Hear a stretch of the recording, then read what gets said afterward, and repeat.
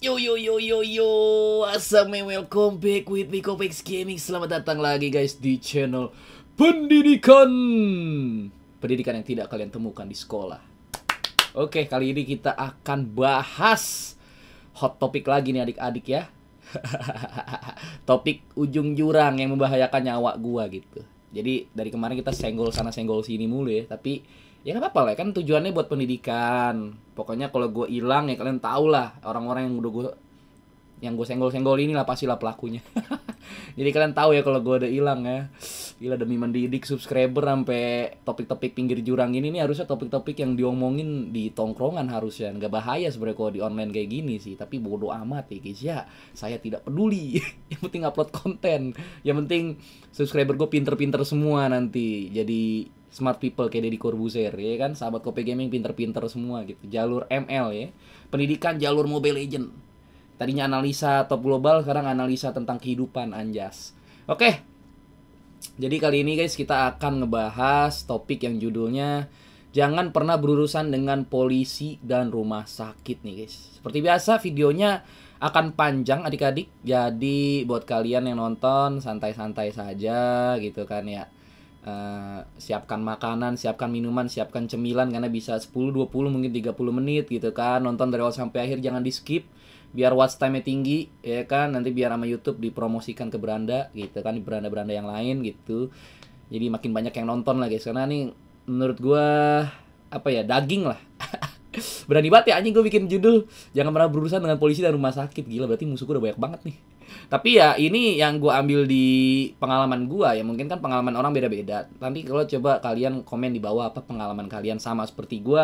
Apa kalian tidak setuju sama gue, berdebat di komen boleh, seru. Sepertinya seru gitu. Karena memang manusia bisa salah gitu ya guys ya. Jadi untuk memulai gue pengen bahas dari polisi luar negeri ya. Mungkin polisi Eropa atau polisi Amerika Serikat gitu. Walaupun sebenarnya gue agak gimana ya, agak kurang serak sama negara-negara itu. Tapi untuk polisinya sih kalau gue lihat di movie, karena gue belum pernah kesana gitu kan, nggak punya sih duit, cuma langsung habis gitu. Kalau kesana guys mau ngapain aja, mending buat usaha ya kan, yang apa-apalah. Belum sekaya itulah untuk PP ke luar negeri, mau ngapain mending buat umroh lah gitu guys, daripada ke Eropa atau ke Amerika. Jadi kalau gue nonton 911 movie gitu, kalau dia telepon 911 itu kan telepon polisi gitu guys ya. Itu tuh polisi cepet banget guys datang. Cepet banget, pakai banget gitu. 5 menit 10 menit datang polisinya gitu guys ya.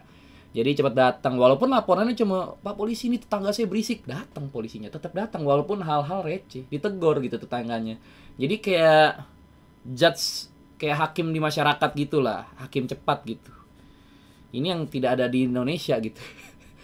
Aneh gitu loh. Jadi kayak coba mungkin kalian pernah telepon polisi Indonesia, apakah langsung datang apa tidak, coba kalian komen di bawah. Tapi sejauh ini sih yang gue rasain, dan gue udah nanganin beberapa kasus, maksudnya gue pernah ada beberapa kasus, selalu kerjanya lelet.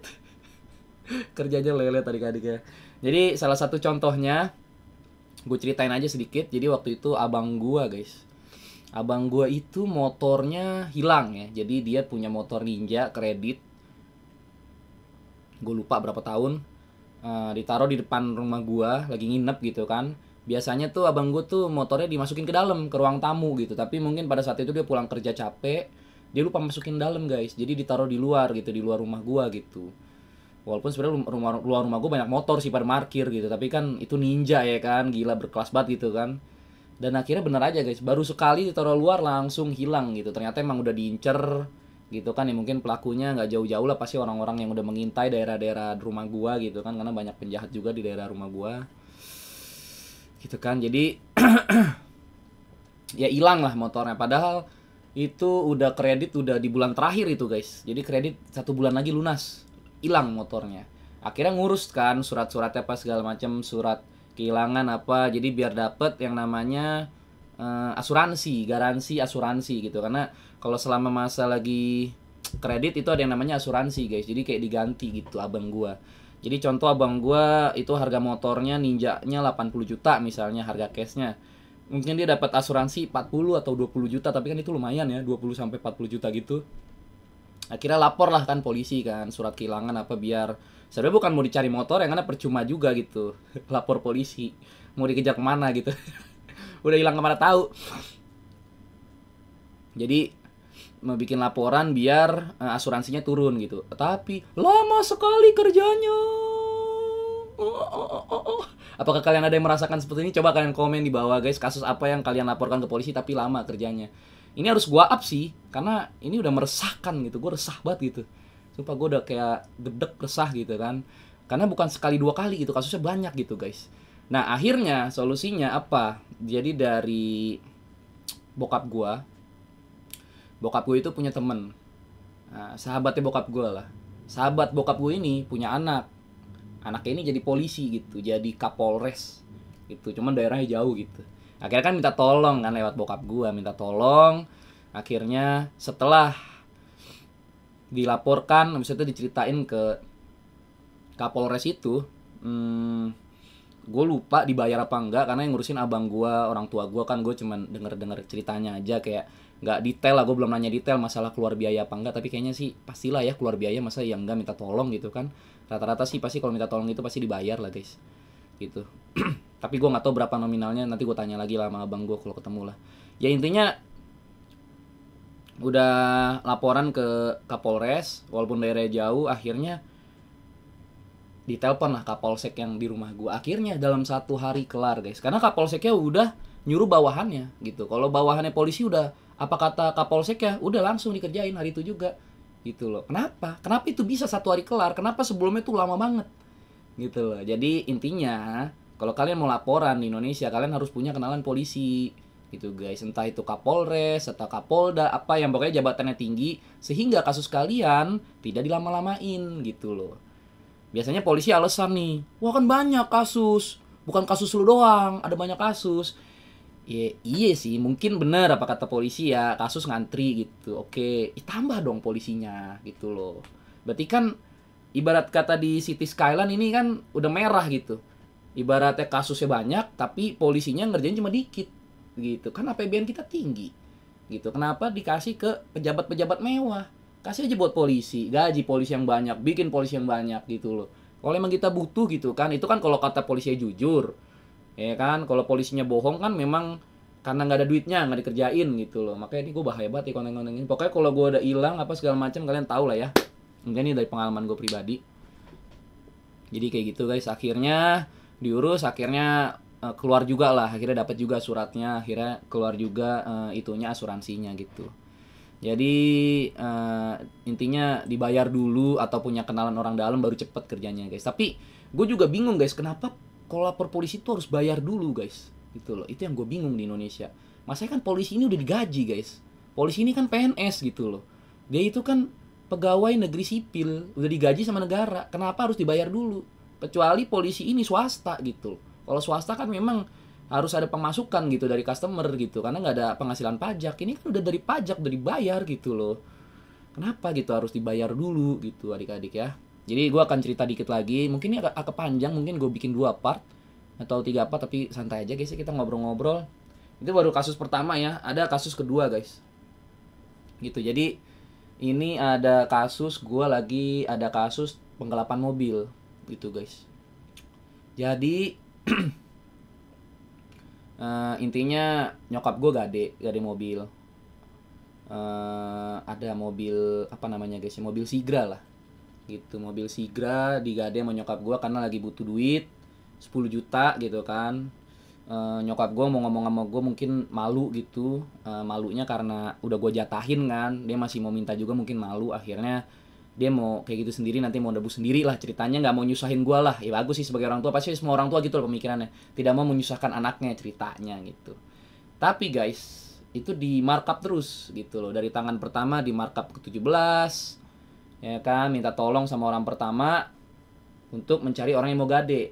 Akhirnya dapat nih orang yang mau gade nih, tapi jadinya 17 juta, nyokap gue butuhnya 10 juta doang gitu kan. Akhirnya sama orang ini bilangnya ke nyokap gue tetap 10 juta nih, udah digade nih 10 juta. Jadi mak gue nggak tahu kalau gadenya itu 17, tapi dia terima duitnya 17 dan dia bikin nota palsu di situ guys. Jadi di markup lah sama dia gitu kan gitu. Jadi pas nyokap gue mau nebus, ya orang ini kayak dipersulit gitu sama orang ini karena dia belum ada 7 jutanya itu guys gitu ya. Jadi inilah yang namanya penggelapan adik-adik, hati-hati ya, ini buat ilmu buat kalian nih. Dan ternyata orang ini yang megang 17 juta ini guys, yang megang mobil gua, digade lagi mobilnya guys. ke orang kedua sebesar 35 juta gitu kan. Kan ini emang mafia ini guys ya.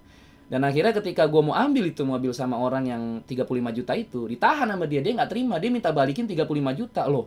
Sejak kapan emak gue pakai duit 35 juta? Emak gue cuma terima 10 juta dan udah siap ngebalikin 10 juta itu gitu loh. Tapi kan bukan sama dia gadenya, lu gade sama siapa kan gitu. Ibaratnya jadi ribut. Akhirnya ke polsek ke sana kemari ricu, pokoknya nih di 2024 ini ya, ini kasus gue nih baru gue bongkar sekarang. Jadi dari perkiraan pertengahan dari Juni sampai akhir 2024 itu kasusnya guys. Jadi gue udah habis di ini ya, buat bayar apa ya yang gue bilang itu ya. Ya udah gue cerita lanjutin lagi yang tadi lah. Intinya akhirnya di polsek, karena kan gue minta tolong nih nyokap gue waktu itu bingung kan, nggak ada orang yang bisa nolongin gitu ibaratnya. Waktu itu nyokap gue lagi buntu gitu kan. Akhirnya adalah orang yang nolongin guys gitu.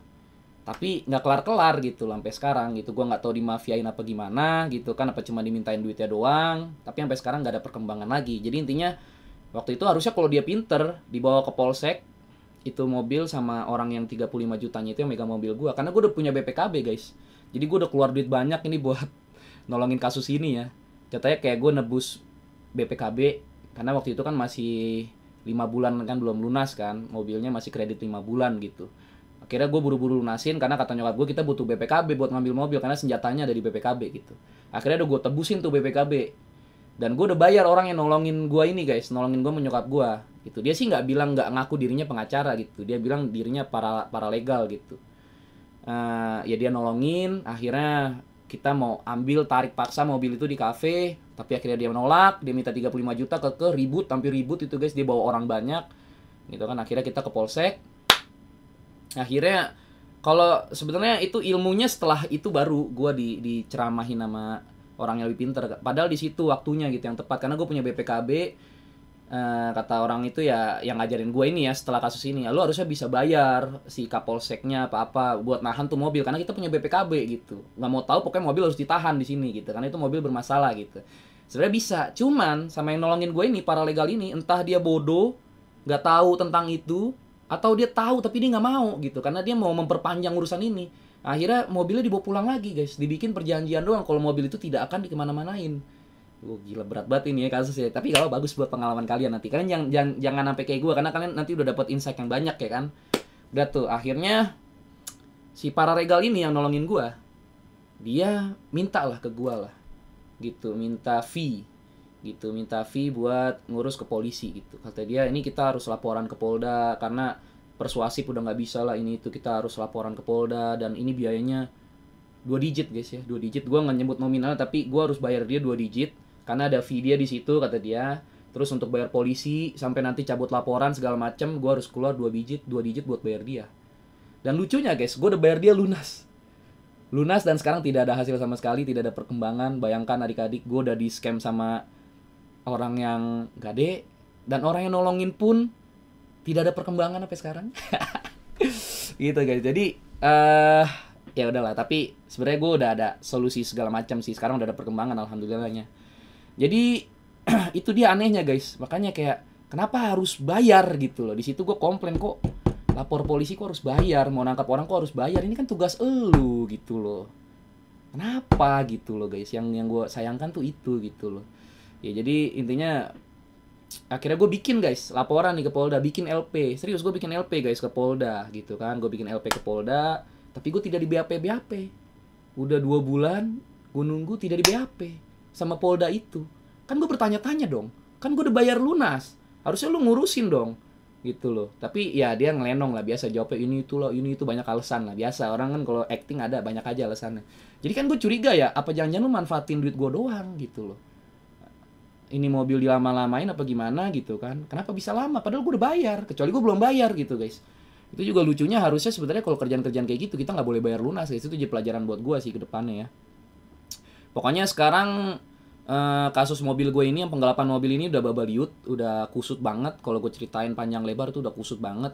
Tapi mudah-mudahan nanti kelar lah, karena emang lagi diurus juga gitu kan. Ada berbagai macam cara, masih banyak cara menuju Roma gitu. Cuman memang lama, itu dia yang gue kesel gitu guys. Cuman memang lama, memang butuh proses adik-adik ya. gitu. Akhirnya ya itulah, gue baru cerita sampai situ doang. Sebenarnya banyak itu lanjutan ceritanya yang harus gue ceritain, cuman gue tutup karena ini kan rahasia gitu. Rahasia pabrik, jangan dibuka gitu ya. Nanti lah kalau udah kelar kasusnya baru nanti gue ceritain full versinya ya. Jadi itu guys, kenapa kok lama gitu loh. Jadi kalian jangan sampai berurusan dengan yang namanya polisi adik-adik ya.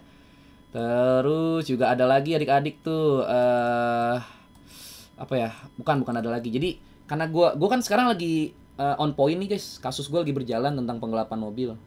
Dan asal kalian tahu, kalau udah kasus membawa mobil, penggelapan mobil itu udah taruhannya nyawa guys. Karena apa? Udah ada 2 kasus yang baru-baru ini. Yang pertama di Jatim. Jadi ada perental mobil gitu kan. Mobilnya di rental tapi nggak balik-balik. Ternyata dibawa kabur sama orang ke Jatim. Dibawa kabur sama mafia nih yang nyewa nih. Dikejar lah sama yang punya rental. Kalau yang punya mobil dong dibawa gitu kan. Gua nggak ngerti apa mobilnya masih kredit apa gimana, jadi belum punya BPKB apa gimana. Intinya dia masuk ke kampung situ di Jawa Timur. Gue lupa daerah mana, mungkin kalian bisa searching, apa gue lupa daerahnya. Intinya dia mau ngambil dari situ, ternyata itu kampung mafia adik-adik. Jadi orang ini mau ngambil mobilnya sendiri, dibakar sama mobil-mobilnya, akhirnya dia meninggal. Mati. Beberapa orang gitu, mati dia. Mati. Bayangin orang mau ngambil mobilnya sendiri, mati. Kan harusnya kan ini kan apa ya, ranahnya polisi harusnya guys. Kalau ada kayak gini, ini kan ranahnya polisi, harusnya polisi gitu yang di front line gitu loh. Kan mengayomi rakyat gitu. Kenapa harus kita sendiri yang turun tangan gitu kan? Dan akhirnya sampai merenggangkan nyawa. Dan baru-baru lagi guys, kemarin ada lagi kasus di Tangerang. Ini baru banget kasus viral, tapi gue nggak ngikutin karena gue nggak pernah nongol di FVP gue, dan gue males banget ngikutin kasus-kasus kayak gini. Gue denger aja lah. Akhirnya gue ceritain sama bini gue gitu. Jadi di Tangerang mirip-mirip, orang yang punya rental mobil dibawa kabur, ya kan, harusnya balik belum balik-balik. GPS-nya diputus, dikejar lah sama orang ini, gitu loh. Terus dia ada laporan sama polisi, Pak, tolongin saya karena orang ini bawa senjata api, bawa pistol. Dia bawa teknik pernapasan Amerika gitu guys. Tapi polisinya nggak mau, gitu loh. Ini sih dari berita di TikTok ya, gue cuma ngerangkum doang berita-berita yang ada di TikTok. Polisinya nggak mau, akhirnya dikejar sendiri tuh ke Tangerang. Akhirnya ditembak di sebuah Alfamart atau Indomaret gitu ya kan, ditembak ceder mati berapa orang gitu. Itu yang punya mobilnya mati ditembak. Percuma lapor polisi. Makanya kan gue bilang kalian jangan sampai lah berurusan. Gue juga habis kasus ini gue udah nggak mau lagi berurusan, udah. Gue nggak mau lagi ada yang orang namanya Gade, nggak. Gue udah nggak mau kenal sama apapun itu yang berbau-bau nanti bakal ke polisi. Udah, gue nggak mau. Gue pengen hidup tenang, gue pengen dagang, gue tidak pengen berurusan sama yang namanya ini, karena ini tuh kalau kagak duit, ya duit. Lama gitu, udah duit lama gitu loh guys. Jadi kayak gitu adik-adik ya. Terus juga baru lagi kemarin guys, gue pengen bikin yang namanya BPKB guys. Jadi gini ceritanya adik-adik. Gue kan dibangunin rumah nih sama bokap gue. Di bawah ini studio ini kan lantai 3, di lantai 2 itu gudang, lantai 1-nya rumah inti. Nah, tadinya kan gue mau nyokap gue tidur di sini sih tadinya sebelum gue nikah. Nyokap gue tadinya di lantai 1 tuh. Nyokap gue barang-barangnya kan banyak kan. Akhirnya gue nikah kan, akhirnya gue tinggal di situ gitu. Karena rumah dari bokap gue untuk gue gitu kan, nyokap gue pindah ke belakang, ada kontrakan. Karena kan di Islam nggak boleh untuk satu atap gitu, satu dapur, satu kamar mandi, nanti jadi ribut dari klasik antara mertua dan mantu gitu, cewek sama cewek. Akhirnya ya mak gue juga paham agama, akhirnya udahlah, akhirnya ke belakang nyokap gue gitu kan, nggak masalah juga, nyokap gue orangnya santuy gitu. Nyokap gue tinggal di kontrakan jadi pindah-pindahan. Nah disitulah keselip-selip guys. BPKB gue yang BMW, pasti kalian tahu mobil gue yang BMW itu keselip sama dia gitu, entah kemana selipnya, karena pindahan kan, namanya orang pindahan kan pasti nggak tahu barangnya kemana-mana gitu, keselip gitu. Sementara gue pengen jual BMW gue, btw kalau kalian ada yang mau boleh atau BMW gue tuh. Nanti kita nego-nego harga lah kalau ada yang mau. Tapi gue lagi cari BPKB-nya nih guys. BPKB-nya masih nyelip-nyelip ya. Akhirnya kan nyari-nyari nggak ketemu nih BPKB nyelip.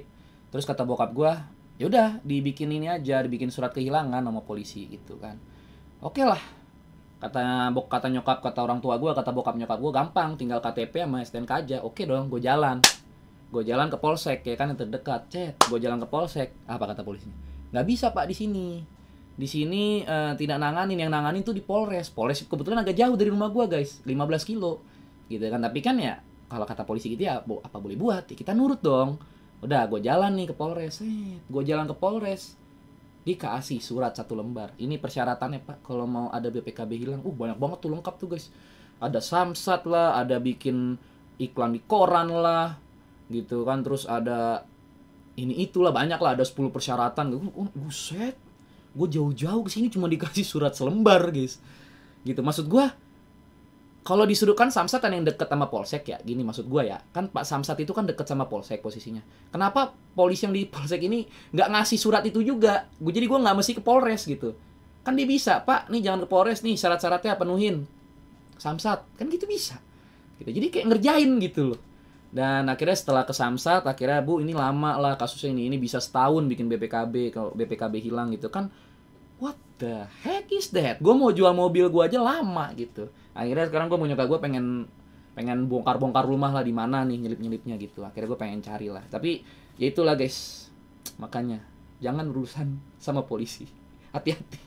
Kecuali emang yang wajib gitu ya, mungkin ya bikin surat buat kerja apa segala macam ya boleh lah. Cuman maksudnya kalau ada kasus-kasus mah aduh jangan dah guys, kalau bisa guys. Kalau bisa jangan ya. Apakah kalian ada yang mengalami kasus-kasus seperti gue? Coba kalian komen di bawah guys.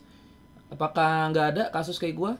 Coba, atau kalian mau mendebat gue? Apa kalian dari kalangan polisi mau mendebat gue? Enggak bang, harusnya gini, lu salah bang, lu ini lu. Coba kalian debat di bawah gitu kan. Kalau misalnya emang kagak ada perdebatan kan berarti yang gue omongin fakta gitu kan. Gitu ya. Jadi kenapa sih bisa seperti ini gitu kan? Kan pertanyaan kita, kenapa sih polisi kayak gini? Gitu, gue mikir aja.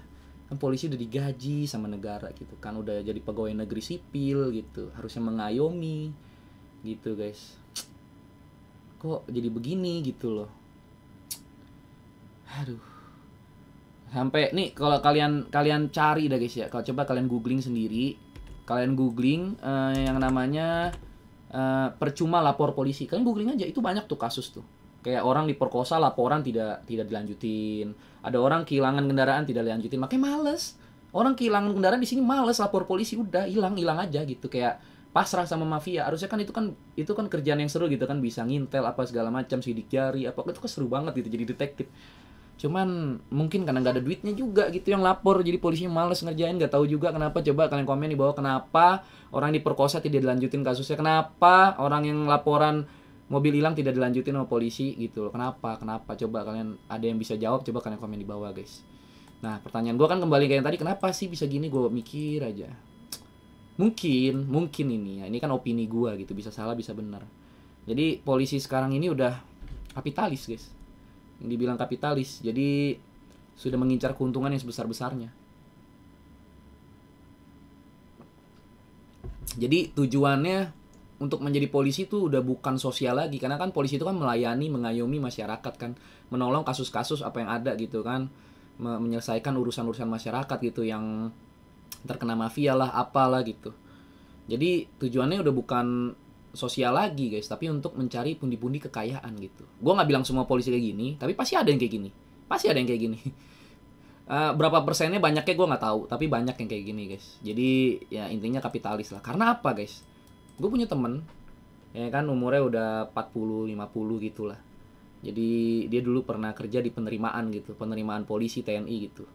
Dan itu guys, ya itulah, kalian bisa tahu sendiri lah ya, untuk mendaftarnya untuk jadi polisi itu harus bayar, ada yang bayar 100 juta, ada yang bayar 200 juta, ada yang bayar 1M gitu, tergantung jabatannya apa nanti. Jadi untuk masuknya aja tuh keluar duit banyak gitu guys. Coba kalian pikir gitu loh, apakah ketika mereka udah menjabat tidak mau balik modal gitu loh. Ada sih yang resmi tanpa nyogok, ada gitu. Cuman kan nggak mungkin nggak ada yang nyogok gitu loh, karena ya itulah, itu udah bukan rahasia umum lagi, semua orang udah bertahu lah, semua warga Indonesia udah bertahu lah guys. Bukan rahasia umum anjir, kayak gini-gini mah semua udah bertahu. Jadi memang intinya lagi, memang jangan berurusan sama polisi. Nanti juga kalau anak gue mau jadi polisi juga gue larang gitu. Gue larang kalau anak gue mau jadi polisi, guys. Udah lu jadi pengusaha aja, jadi apa kek. Karena gue malah ntar anak gue jadi ikut-ikutan kayak gini, gue nggak mau gitu, citra dia jelek itu sebagai polisi guys, gitu loh. Cuman kalau dia bekerja semaunya kan pasti nggak bisa gitu kan, harus ikutin SOP yang ada gitu. Sementara SOP yang ada tidak memuaskan masyarakat gitu loh. Sebenarnya ini kritik gitu. Jadi kalau gue dibungkam, berarti apa yang gue omongin bener nggak sih guys? Ini kan negara demokrasi, kita bebas beropini kan, bebas mengutarakan pendapat kita kan. Kalau gue dibungkam ya berarti apa yang gue omongin ini benar guys. Kayak gitu aja. Gitu adik-adik. Jadi seperti itu ya. Nah, sekarang kita bahas ke kasus yang kedua guys. Rumah sakit. Rumah sakit juga sebenarnya mirip-mirip guys. Kalian jangan pernah berurusan yang namanya rumah sakit kalau bisa ya. Jangan pernah sakit kalau bisa ya. Nanti gue kasih tahu tips and triknya biar kalian nggak pernah sakit lah. Kalaupun ya sakit-sakit berat lah, yang berat banget sih. Kalau bisa yang kecil-kecil mah jangan dah guys. Ya gue juga pernah sih selamat sih dari rumah sakit sih. Sehari sebelum telat sehari aja gue bisa meninggal gitu ke rumah sakit. Cuma biayanya emang gede gitu. Rumah sakit tuh kalian harus menyiapkan biaya gede gitu guys. Jadi waktu gue SMP gue pernah sakit tipes plus DBD dan gue dibawa ke rumah sakit. Dan itu kata dokternya kalau gue telat sehari aja gue udah lewat gitu. Karena emang banyak lah guys orang yang meninggal karena tipes, karena DBD ya, karena telat penanganan gitu. Jadi memang sih nggak semuanya kita anti rumah sakit. Kalau memang harus masuk rumah sakit ya rumah sakit gitu guys. Cuman kalau bisa kita jangan sakit lah gitu, maksud gua. Kita jangan sampai sakit gitu guys. Hidup yang sehat-sehat aja gitu. Nah ini ada contoh nih guys, contoh kasus gitu.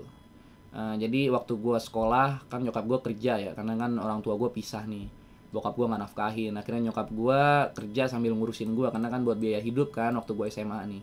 Nyokap gua kerja ngurusin oma, nenek-nenek guys. Nenek-nenek ini orang Kristen, orang nonis gitu, tapi dia seneng lah dirawat sama nyokap gua karena nyokap gua ini masakannya enak gitu lah. Intinya ngerawatnya tuh tulus gitu kan, kelihatan ya suster yang tulus apa enggak gitu ya. Nyokap gua intinya dia seneng lah dirawat sama nyokap gua. Dia sering minta dimasakin ini itu karena masakan nyokap gua enak gitu. Tapi ternyata ada salah satu anaknya yang perempuan yang ketakutan gitu karena dikasih makan, ya omanya ini lagi seneng gitu kan makan apa aja gitu, kayak nggak kekontrol. Dan akhirnya anak ini ada yang khawatir kok makannya nggak kekontrol, coba dong dibawa ke rumah sakit, takut kenapa-napa omanya. Nah keluarga oma ini memang keluarga orang kaya guys, keluarga pengusaha gitu, yang kaya tuh dari suaminya dia sama anak-anaknya dia, si oma ini ya, suaminya oma ini sama anak-anaknya oma ini. Akhirnya dibawalah ke rumah sakit. Pak lagi sehat-sehat guys, gak ada keluhan apa-apa, dibawa ke rumah sakit. Rumah sakitnya besar, gedung-gedung bertingkat tinggi, tapi gue nggak perlu sebut merek, kalian juga nanti kalian tebak-tebaknya sendiri. Pokoknya rumah sakit ini besar dan market rumah sakit ini adalah orang-orang kaya guys. Akhirnya di situ dirawat, dari yang masuk sehat semakin parah kondisinya guys. Padahal pas masuk nggak ada apa-apa ya, semakin parah, semakin ngedrop, sampai nyokap gue komplain dong ke rumah sakit. Dok ini kenapa oma saya begini gitu, padahal kan awal masuk kan sehat, kenapa kok sekarang makin ngedrop gitu ya. Alasannya rumah sakit ada aja lah, ya karena ini bu, karena emang kondisinya begini begitu. Akhirnya guys, biaya di situ 1 bulannya adalah 1 miliar. Tercengang kalian ya, gue aja nggak pernah ngeliat duit 1 miliar loh. Dan akhirnya oma itu dirawat 2 bulan di situ. Akhirnya anaknya habis duit 2 miliar. Dan akhirnya dalam 2 bulan itu omanya endingnya meninggal. Agak unik ya memang ya. Memang agak unik, agak lain. Jadi 2M ini dari anak yang cowok. Anak yang cowok ini kan pengusaha gitu. Yang cewek memang gak sekaya itu. Yang cowok ini kaya banget emang guys. Dia ya asetnya 2M kecil lah bagi dia. Karena dia bos, apa ya dia? Bos tambang. Gue gak tahu tambang batu bara apa tambang apa. Intinya anak orang kaya lah. Jadi habis lah 1 rumah buat oma ini. Tapi kata dia gak apa-apa namanya buat orang tua gitu kan. Tapi ya intinya omanya meninggal gitu. Jadi dari situ tuh gue udah mulai, saya tidak mau masuk rumah sakit. Scam. Nggak lah, maksudnya kalau yang orang kaya gitu sih guys. Mungkin kalau yang masih bisa murah di BPJS ya nggak apa-apa lah gitu. Yang jadi masalah nih biayanya ini adik-adik. Jadi kita harus menyiapkan biaya yang banyak gitu guys. Kalau nggak punya BPJS kan nyengir lo coba gitu kan. Nah terus juga ada lagi guys kasus ponakan gua cewek yang kayak bule. Mungkin dari kalian ada yang beberapa kalian pernah lihat, ada yang enggak. Gue kadang suka upload di IG. Pernah masuk live gue juga sekali. Cewek yang kayak bule tuh ya kan, namanya Sophie. Waktu lahiran dia guys, dipersulit sama rumah sakit karena 2020 pas zamannya Covid gitu kan, ditolak 5 rumah sakit adik-adik karena ketika dites ibunya ini dites positif Covid dan akhirnya harus di karantina. Ini udah mau brojol, anak ini udah mau brojol, gue nggak tahu pembukaan berapa, anak ini mau brojol gitu, udah mules emaknya ini udah harus lahiran gitu. Enggak bu, nggak bisa, ini positif Covid bu, ini harus dikarantina dulu ibunya kan. Untung mak gue ada di situ, mak gue kan preman ya, rada-rada preman ya, dilawan gitu guys rumah sakit ya. Ini anak gue mau lahiran, bukan tes Covid, urus dulu lahirannya gitu. Dan karena emak gue nganterin kan ke sono sini kan, otomatis emak gue harus dikarantina juga gitu loh. Dan kalian tahu sendiri gitu berita-berita tentang Covid itu yang namanya apa sih ya? Konspirasi ya. Nih tanda kutip konspirasi, nggak tahu bener nggak tahu enggak, pokoknya yang kena covid waktu itu yang masuk rumah sakit hilang meninggal gitu. Kan orang pada takut ya, mending covid jadi di rumah aja gitu, mending nggak usah dirawat di rumah sakit karena hilang meninggal dan kita nggak tahu jasadnya di mana, udah dikuburin begitu aja waktu awal covid gitu. Banyak yang kayak gitu, jadi pada ketakutan kan tahun 2020 itu, pada ketakutan. Akhirnya emak gue kabur gitu guys, dikejar-kejar sama satpamnya. Bu mau kemana bu? Gua mau tahu, gua mau lahiran di sini, gua bukan mau tes covid. Jadi emak gue karena ketakutan juga, kan emak gue di karantina, lu tahu sendiri, yang sehat-sehat di karantina tahu-tahu nggak pulang, tahu-tahu nah kan kayak gitu ya guys. Jadi pada ketakutan dulu guys sama rumah sakit gitu guys. Akhirnya kita mencari rumah sakit, dari 5 rumah sakit tolak, akhirnya dapatlah 1 rumah sakit yang mau tuh. Dokternya ya bijak juga lah, yaudah ini kita urus dulu, nanti covidnya belakangan gitu, walaupun memang agak pricey, agak mahal gitu, tapi ya udah akhirnya Sofi lahir dengan selamat, ibunya selamat, dan akhirnya pas dites ya darah tinggi, ternyata bukan covid gitu. Jadi jangan berurusan dengan rumah sakit gitu ya guys ya. Ya, jadi yang konspirasi itu coba kalian komen di bawah guys, apakah kalian setuju kalau itu adalah konspirasi, kalau dulu orang yang masuk covid auto meninggal, apakah itu memang udah saatnya meninggal gitu. Tapi emang bener guys, ngeri. Coba kalian deh, mungkin kalian ada yang inget ya kalau masuk rumah sakit tuh ngeri banget dulu guys. Cancer juga kayak gitu, kanker gitu kan, biaya rumah sakit gila-gilaan gitu, tapi kan ujung-ujungnya tetap aja metong gitu kan, tetap meninggal gitu. Kayak stadium 1, 2, 3, 4 gitu kan, ujungnya botak juga, berapa tahun juga meninggoy gitu kan, berapa, nggak tahu udah ada yang selamat apa enggak. Tapi jadi kalau udah cancer gini ya amit-amit ya, amit-amit Cabang Bayi jangan sampai gue kena. Tapi kalau misalnya gue kena sih kayaknya gue nggak bakal ke rumah sakit guys, karena percuma, biayanya gila-gilaan, ujung-ujungnya metong gitu. Mending gue pakai herbal yang gue bisa dari pola hidup, dan ini gue tahu dari dokter, ada dokter favorit gue yang akan gue sebutkan nanti. Jadi gue mendingan pakai pola hidup yang sehat, contohnya kayak puasa, intermittent fasting, makan sehari sekali. Karena makanan kanker ini kalau dikasih makan dia makin seneng guys. Nah ini gue puasa, kankernya tidak ada asupan makan, akhirnya kanker ini mati. Ini bukan kata gue ya, ini kata dokter. Kalian searchingnya sendiri, kan sekarang udah canggih, ada TikTok segala macam, kalian searching sendirilah. Pokoknya salah satu obat kanker itu bisa dengan yang namanya puasa guys. Terus makannya probiotik apa segala macam, antibiotik bukan ya, apa namanya ya, antioksidan kayak buah-buahan, kurma itu kan probiotik ya, kayak gitu. Jadi gue akhirnya belajar juga aja, ada keilmuan dokter dikit, walaupun gue bukan dokter ya, tapi ada lah ilmu-ilmu gitu lah, ada dikit-dikit lah gitu. Jadi mending kayak gitu sih. Dan kata dokter Zaidul Akbar, cancer itu kanker relatif gampang. Ya elah, relatif gampang. Tapi emang ya gitu sih guys, di Zaidul Akbar emang banyak sih. Itu salah satu dokter favorit gue kan. Kayak orang yang udah gak hamil bertahun-tahun tiba-tiba hamil gitu, karena ngikutin caranya dia gitu kan, promilnya dia dengan cara puasa, makan makanan yang sehat, tidak ada junk food di dalam perutnya, tidak ada sampah-sampah, akhirnya ya itulah sembuh sendiri. Kanker juga banyak di komen-komen yang akhirnya membaik gitu, di komen-komennya beliau ya, karena ya itu karena udah percuma gitu kan, daripada biaya mahal mendingan pola hidup aja yang dirubah kalau udah terlanjur kena. Tapi kan karena gue udah ketakutan sekarang, gue makanya akhirnya gue menerapkan yang namanya IF. Nanti gue bahas lengkap dah cara gue dalam setahun turun 10 kilo. Di situ ada tips kesehatannya juga tuh guys, di situ tuh gitu. Nah dari kanker kayak gitu guys ya, dari lahiran yang tanda kutip dipaksa sesar ya, ini kan nggak semuanya dipaksa gitu, tapi ya ini kan cerita dari cerita yang pengalaman pribadi. Jadi ada saudara gua yang cewek ya kan, ibu-ibu, gue tanya ya, dia tuh nggak pernah yang namanya ke rumah sakit, nggak pernah yang namanya USG gitu kan. Ya pas lagi hamil juga ngidamnya aneh-aneh, ngidam cabai rawit kan, gila, berarti kan nggak sehat gitu untuk bayinya. Dan dia nggak pernah USG, dia nggak pernah ke rumah sakit, dia nggak pernah ke bidan, dia lahirnya pakai dukun beranak, lahir anaknya sehat. Kan berarti kan mind blowing gitu. Setelah gue pikir-pikir, dunia ini luas guys, gak semua orang lahir di rumah sakit itu. Ada yang lahirnya brojol di tengah jalan, ada yang apa gitu-gitu kan. Jadi kayak zaman dulu pun sebelum ada sesar pun orang lahiran juga pada hidup gitu.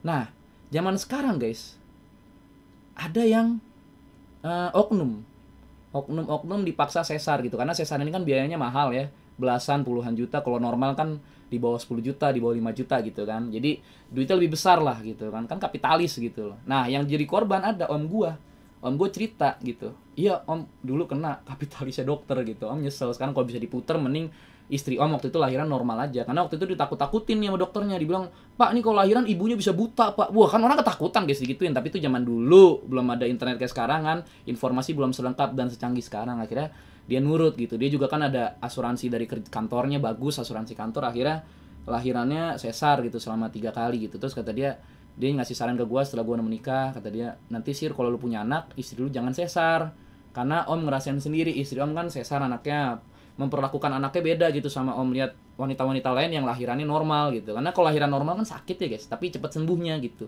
Kalau lahiran normal sakit, dia lebih bonding sama anaknya gitu loh, lebih ngerasain pengorbanannya. Akhirnya rasa kasih sayangnya beda sama yang sesar, karena kan kalau di sesar dibius, cet lahir gitu. Cuma sakitnya kan di jahitannya gitu. Jadi rasa sayangnya lebih besar orang yang lahiran normal gitu, kata dia. Ini mah ya, ini kan pengalaman orang beda-beda guys. Coba kalian ada pengalaman apa, kalian komen aja di bawah. Apa mungkin kalian ada yang perlu didebatin, enggak bang rumah sakit gak gitu, kalian debatinnya di bawah. Atau kalian pengalaman ada yang mirip-mirip kayak gue, coba kalian komen ya guys ya.